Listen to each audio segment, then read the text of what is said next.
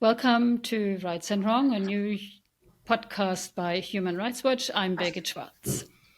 It's the beginning of Pride Month, but Uganda's queer community has absolutely no reason for joy. There, the president has just signed one of the world's toughest anti-gay bills into law. Anyone caught engaging in what could be perceived as same-sex conduct might end up in jail. These laws extend to children as young as 3. The same fate awaits those who support or don't report people suspected of homosexuality, even parents of queer children. There's concern this law might inspire the governments in the region to follow suit. At least that's what Justine Balya sees happening. She's a human rights advocate at Uganda's Human Rights Awareness and Promotion Forum and one of my guests today. I'm also joined by Elvis. He's a rights activist at Plug. The organization supports parents of LGBTQ plus children. He would like us to withhold his family name. Welcome to the show. Thank you. Justine, Happy to be here. Justine, let's start with you. Help us understand the magnitude of this issue. So how likely is it that authorities will toss Uganda's entire queer community in jail? Entire community is a bit much, but a significant portion of it, yes, very likely, because the law that's just passed recently, it widens the scope of criminalization for conduct that is considered to be same-sex sexual relations, and particularly also for civil society organizing, the provision of health services, of legal aid services, of any kind of social support for queer persons is considered promotion of homosexuality and punishable by up to 20 years in prison. But one of the things that we're most concerned about is the section of the law that requires persons to report people they suspect to be engaging in homosexuality to the police. That the law basically incentivizes, encourages people to report their neighbors, to report their children, to report their clients. Health workers are required to report their patients if they think that they've been engaging in same-sex sexual conduct. So it's quite wide. It's quite a very wide scope. So we are worried that more people will go to prison, probably not get convicted because the scope of enforcement has always been that way. The trend has always been that way. They arrest people because they look queer. They charge them with engaging in homosexuality, but they can't convict them because it's always consensual. There is no evidence. And eventually they end up releasing them. But a lot of people might spend quite a significant amount of time in custody because of these allegations. I mean, this law is an incredible intrusion into people's private sphere.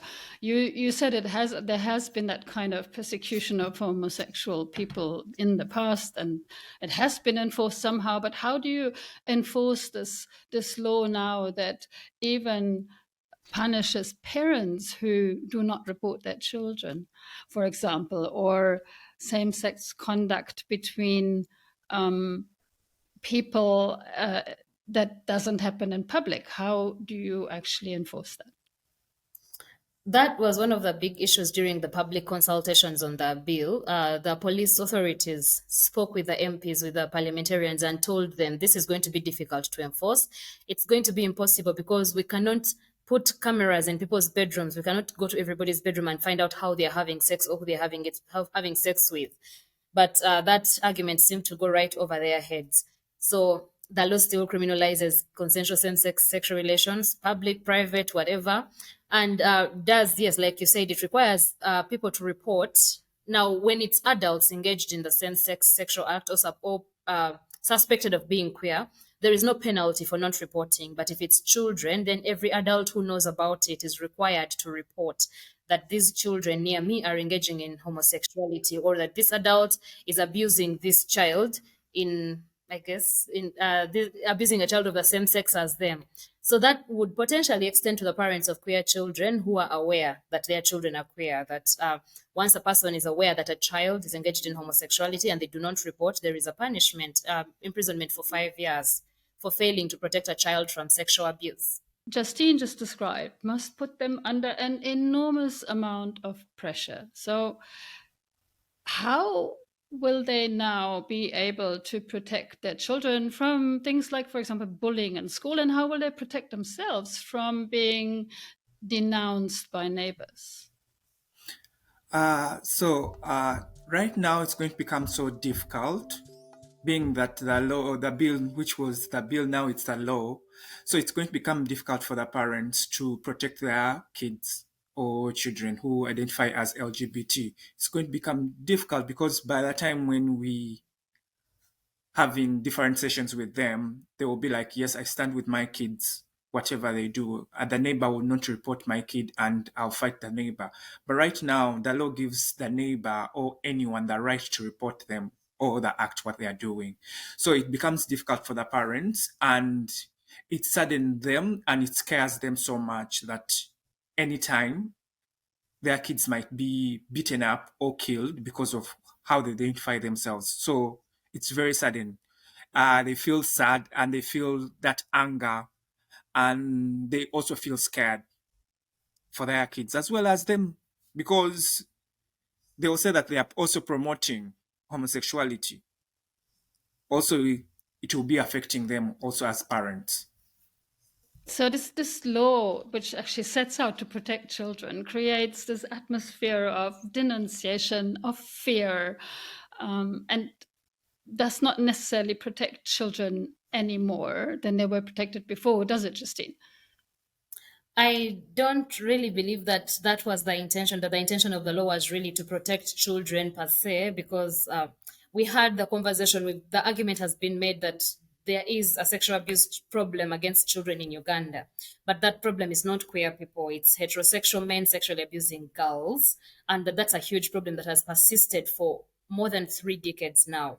And we had the conversation around how this law actually will it will set children up for persecution, because from the moment it was passed by parliament, we've had so many people sexualizing children in schools, having conversations that cast children in a very sexual light, very unfortunately, and eventually hurting the children. We've had a whole minister closing down a school for a little while because the children in the school were homosexuals, according to her. And after they put that in the press and these children were, the school was shut down, of course, the parents had to look for a new school for their children. And those schools in the Mm. district kept saying, well, if your child is from that school, your child is a homosexual who will make our children. But they were primary school children. So it has been happening in other spaces also, children being harassed, children in boarding primary schools especially. I know of a parent who reported a child that was being harassed at school because the child sleepwalked into another child's bed and slept on top of the covers, and in the morning they found her there and they said she was trying to, I guess, recruit the other into homosexuality, but the child is 8. So it has created a You, very tense atmosphere for children in schools, especially boarding primary schools, but also because of the fact that this law, it assigns criminal liability to all children suspected of engaging in homosexuality, regardless of age. That all other laws allow that the age of criminal responsibility is 12 years old. Below that, unless there are some circumstances that really show that the child knew what they were doing was wrong, those children are exempted from criminal liability. Under the Anti-Homosexuality Act, all children, regardless of age, who are suspected of engaging in homosexuality could potentially face imprisonment for up to 3 years. so Elvis, get back to you. I mean, you were 5 years old when you discovered that you preferred boys to girls, and your father was pretty upset about this. He thought you were bringing shame to the family. The parents you have been working with so far have come a very long way to respect their children's sexual orientation, but as I said, they must be under enormous pressure. So, and from what Justine also says, this threatening of threatening children with jail for choosing to love who they want and feel like loving is severe. So, and it must be extremely scary for parents too. So, how far are some of these parents, not necessarily just the ones that you work with, but are some parents prepared to go to ensure their kids conform to what is perceived as the norm? So, in the support group where parents have been supported to understand their kids about their sexuality, about different forms on, because most of the time parents would get worried, would our kids ever have kids, do our kids, are they normal and all that. But due to the support group, they have learned a lot, whereby they have learned to respect their kids about their sexuality.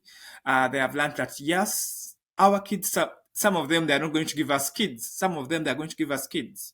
So that's something they have learned. And being that this is something, a process as well as a support group, and they've been learning a lot of things about their kids. And also other parents coming out like, yeah, I was able to talk with my neighbor who I suspect their kid is gay and all that. So they have been doing a lot of good work within their society where they are.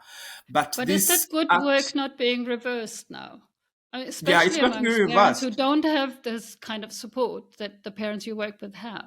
I mean, even before this law was passed, there was a tendency towards sending children to camps for conversion therapies or taking children out of school.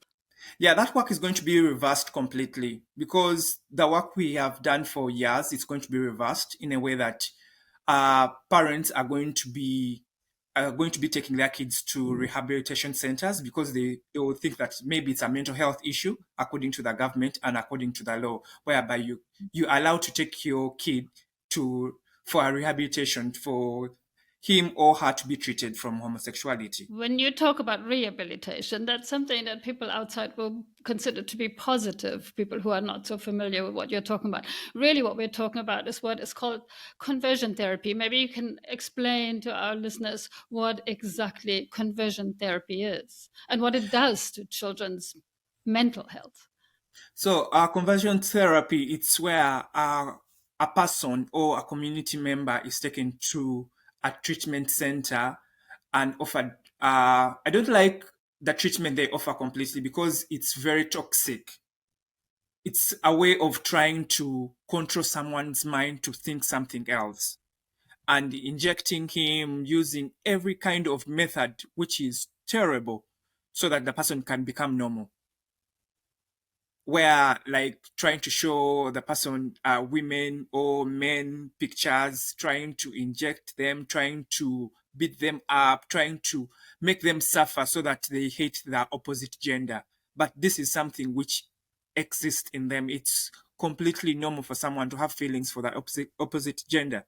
So this method, it's very toxic and very dangerous when it comes to the minds of people, especially when it comes to the youth. If they go through that, that means it's going to create for them mental health issues, whereby they will have trauma every time when they see something or something which is similar to what they went through in that center. So there's a lot which goes around in the center where parents keep on taking their kids. In Uganda, yes, it exists, it's there. Some parents take their kids to go through that process so that they can be able to be cured so that they can act normal. Others have been able to pretend that yes, I'm out of this center, now I'm normal, trying to hide their sexuality behind. And others have been forced into marriages after the process failing them. So this is completely terrible, where parents are also advocating that this should stop. The person is not going to be able to live a better life, because the person will be always traumatized because the process they go through. You imagine you are in the center where you are being given treatment for it to be cured of something which is not even cured. Which is part of you and your Part of personality you, and your yeah, which identity. is part of Yeah. you, So, whereby this is you, this is how you feel, and yeah. someone is putting things in your mind so that you stop feeling what you're supposed to feel. Yeah, Justine, And you've been lately receiving, or your center, your foundation has been receiving a lot of calls from LGBTQI people and also parents of LGBTQI children asking you for support and advice. So what are you telling them? How can they, under these aggravated circumstances right now, still protect their children? And how can LGBT support organizations still protect their staff and their data? We have had conversations around data protection, specifically minimization, mostly. Take as much of this physical information away from the office spaces as possible, secure the data that you have online, especially personal identifying information, because we know that if the police comes looking, that is exactly what they will be looking for. So for organizations, so far, that's really the most that they can do. Try and minimize the amount of information available at the office premises, maybe even try working remotely to protect their staff. If their work can be done remotely, that would be useful. Work remotely, limit the presence at offices, But many of the organizations are really facing a different problem, that their landlords, the people who rent to them office premises, are simply asking them to leave. We cannot host you here because we shall be charged with promotion of homosexuality. The punishment for that is 20 years imprisonment. So even the property owners are also already expressing concerns. But for individual LGBT persons, for the parents of LGBT persons, we are constantly telling them to simply do whatever you can to protect yourself. A lot of people have been forced to go back into the closet, leave the areas where they have been living. We are trying to help as many people as possible to leave areas where they have been outed or where they had come out prior to this law passing to areas where they are not known. That way you can get back into a sort of closeted lifestyle, because really it's about people now living and loving in the closet all over again. Over the last 10 years, things had gotten significantly better. So many people felt safer coming out. So many parts of the society had become increasingly more accepting. But from the beginning of this year, the conversation, especially from the parliament, has made people scared. They have really created a lot of panic from the general population. So we are concerned mostly, of course, we are concerned about arrests, but I like to say that arrests don't scare us because we are used to this. They arrest people, we get them out all the time. We can do that. We can handle that. We are more worried about mob violence. Uganda has a very long history of that kind of street violence. And in fact, Elvis, you yourself were targeted by it in 2014 when a popular tabloid published your face and that of 199 other people under the headline Exposed. So, what signs of mob mobilization against LGBTQI people do you see now that the law has been passed, and even maybe in the period while it was being discussed? Yes, from the period when the bill was first passed by Parliament, we already had so many cases coming up of mob violence, yes, against individuals, of attacks against organizations. We have not, thankfully, had anybody get seriously injured from those attacks, but between Monday afternoon and Tuesday, two people were attacked within Kampala here by a group, just walking on the street, and then a group of people attack them and say, see, that's also homosexual. And they just start beating the person. We've had cases of people being assaulted simply because somebody announced to the village that person is a homosexual, you should get rid of them, and they just beat them up. So that degree of that kind of violence has happened consistently, but also a worrying trend of sexual violence, especially against transgender men. And many more people are running away from where they used to live, from their districts of residence, because of the threats that they hear that the LC chairperson is gathering the people, is telling the people. In one of the regions in northern Uganda, the Lango sub-region, the cultural leaders have been mobilizing people to beat up the leaders of the LGBTQ movement in that area. Elvis, do you hear similar stories from the parents that you support? Yeah, we hear many cases of such mob violence against their kids, where parents come in like, yeah, my kid was attacked because of how he moves or how he walks. My kid is being blackmailed. So many parents talk about the mob justice and all that. And also we have one parent who has been supporting some queer members where they were attacked and evicted from their house, but she welcomed them into her house for a period of like 3 months. And she was sharing the story how she got to know these kids and how she found them when they're being attacked, when they're being evicted. So these are things which continue going around and all that. So right now, you just imagine if it was just a bill where people were at least so scared, like, yeah, being attacked and all that. Now it's an act. So people have anger against the LGBT community. People have that hate which they have been keeping inside. So right now it's getting out because they know at the end of the day, the law is supporting them. So it's something which is going to be affecting also parents so much, whereby their kids they're going to be attacked and all that. And one of the parents today, when we are talking in our WhatsApp group, he was saying, I'm not allowing my son to come back in Kampala right now because Kampala is not safe. Yeah, people are actually forced to go underground at the moment Yeah. in fear and in hiding and back into the closet, as you've been saying. Who is stirring this violence? Who is stirring this hatred? And what is stirring this hatred, Elvis? So who and where? These are people who have been like keeping their hate for the LGBT community for so long.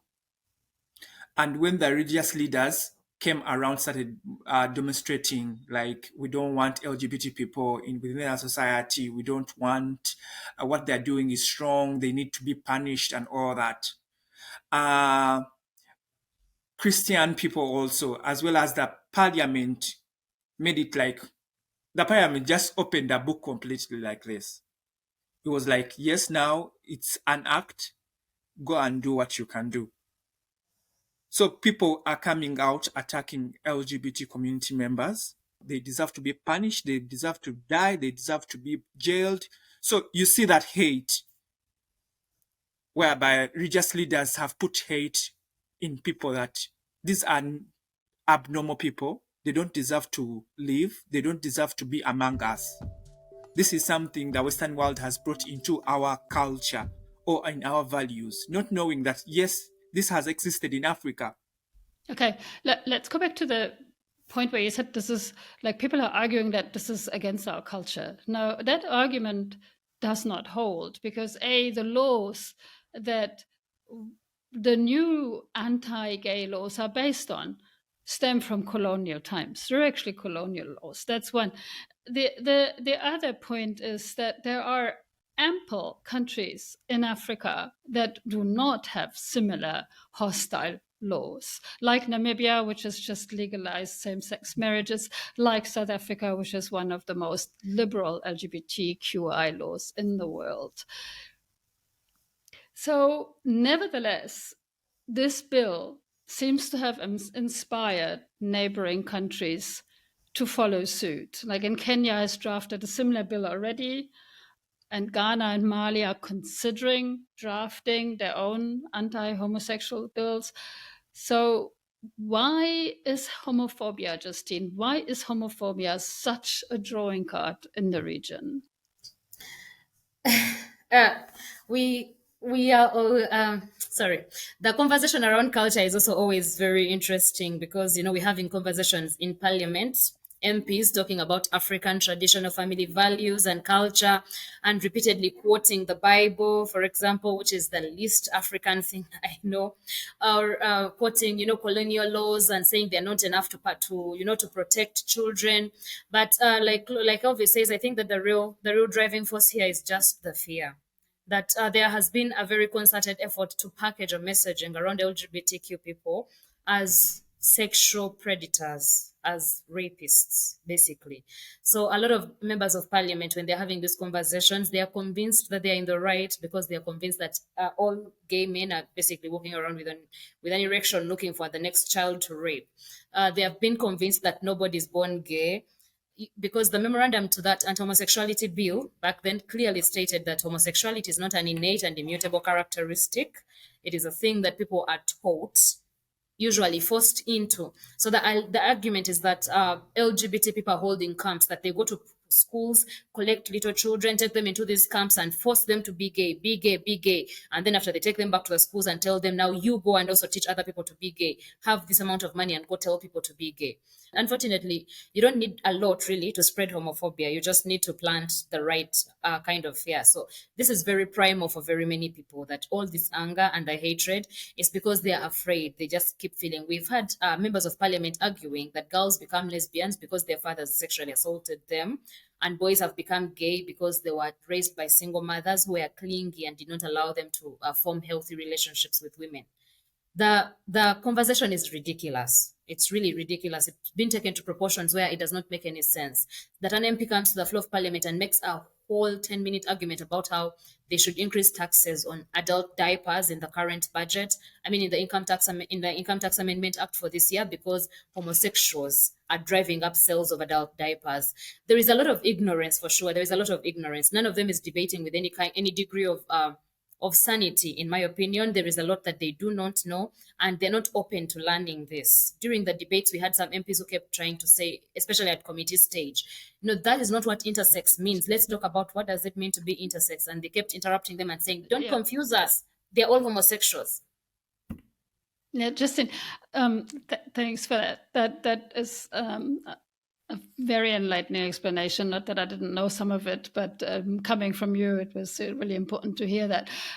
This law has been condemned worldwide. There are health organizations, UN health organizations, other US health organizations that put a lot of money into health programs in Africa that have called this law the impact that have called the impact of this law extremely negative. It is particularly negative, I suppose, for people living with HIV and AIDS, especially young people living with HIV and AIDS.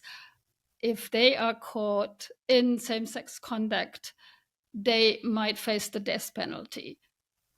So what does this now do to young people, Elvis, young people living with HIV and AIDS? So, what does this do to the young people living with HIV? That means they're going to go back to the closet and they're going to die without accessing treatment because the fear of going to the health center and being reported, also that. So, and also the fear whereby they will be isolating themselves from their community, from people who they have learned to love, from people who they have learned to share their feelings and problems to. They're going to completely self-isolate themselves.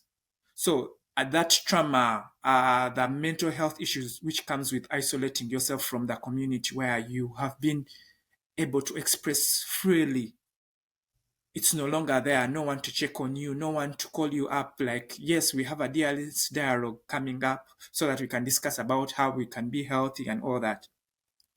And they're going to be practicing unsafe sex in the closet, being in the closet, because being in the closet you can do anything. It's like in the time of COVID period where there was lockdown, people were in just houses having sex and all that. So imagine right now being that you are scared and you get an infection whereby you cannot even say, go to the doctor and say that I have an infection, because you know that anytime this person is going to report you that you are doing this act.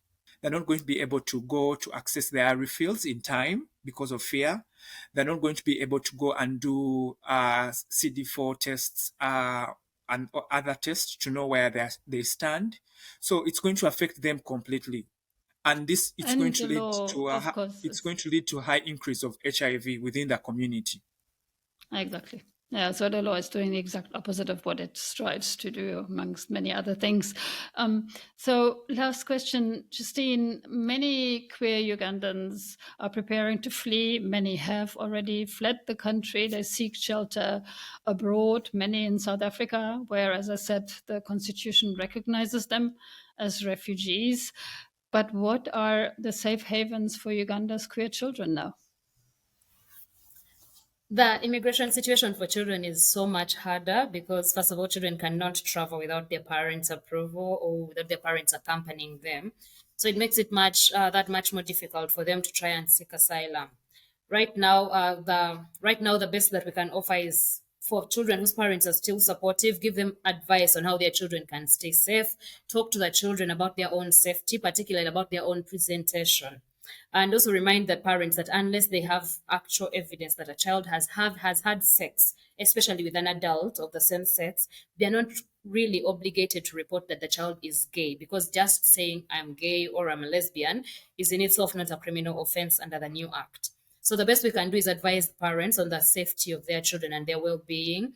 For children who have had a rift with their parents, the objective now is to try and get them to reconcile with these parents. Because for those children, it's even more complicated to try and seek asylum when your parent will not support you to leave the country. For other children, it could be managed in some ways if the parents could find persons who are willing, who are supportive and willing to guide these children, give them a safe place to land when if they do travel and seek asylum. But in the absence of that, it's even more difficult. So the objective here is to try and reconcile children with their parents, talk to the parents. Uh, the children would have to go back in the closet, obviously, apologize and beg for mercy, and just ask to go back to school. And while we wait this out, obviously, we are doing everything we can to see that this act is thrown out as soon as possible, but it can't be soon enough for people who are living on the streets in this kind of fear on a daily basis. And I cannot imagine how scary it must be to be a child, to be a 16-year-old who is just discovering your sexuality and discovering that you might possibly be queer and have to deal with all this other fear on top of that. it can be disorienting because they already live with so much tension. You have to watch who you talk to at school, how you walk, whose hand you're holding, how you're dressed, because any slight mistake and you get expelled from school. Your parents get told that you're queer. Your parents throw you out of the house. Basically, your education stops there, which is a problem that's affecting a big majority of the adult queer community in Uganda. Because of these expulsions and being disowned by the family at a very young age, many of them never finish their education. They never get employable skills. Employment becomes really difficult. Elvis, you want to add something to this question about like what are the safe havens for children under these circumstances? Are there any? Seriously, as Justin has said, we don't have any safe haven for the children because they are not safe. Maybe when you know that your parent loves you and is able to protect you from anything, or from mob justice, or from the hate from the society, you are lucky if your parent can be able to stand up for you. Because many kids, like from 13, 14, 15, 16, 17, they really come out that I'm gay, I'm lesbian, I'm trans. But at the end of the day, this is going to set them back because they cannot be able to express themselves.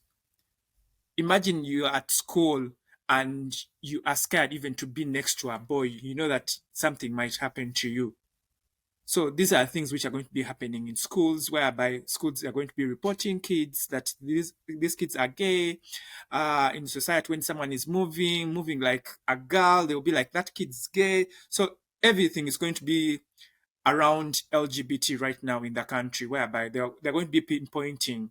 So it's all about the parents standing up with their kids and saying that I'm protecting my kids from the society. Yeah, let's hope parents have that courage and that strength to do exactly that.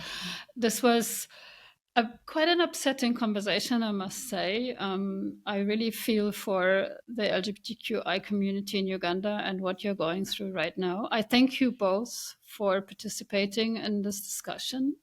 And you've been listening to Rights and Wrong, a new podcast by Human Rights Watch. Our producers are Lisa Marie Maya and Isa Rodriguez Achtar. Our engineer is Cozy Okbuli. I'm Birgit Schwartz. Join us again next week for another edition of Rights and Wrongs, stories from the human rights frontline.